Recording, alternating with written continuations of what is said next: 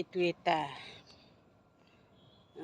এটা এইটো এইটো এটা সেইটো সেইটো এটা সেইফালে এটা মানে মুঠ হিচাপ কৰিলে এইটো এটা এই তলত দুটা এইটা এই ইয়াত দুটা নেমু লাগি আছে মানে ৰোৱা 1 বছৰে হৈছে।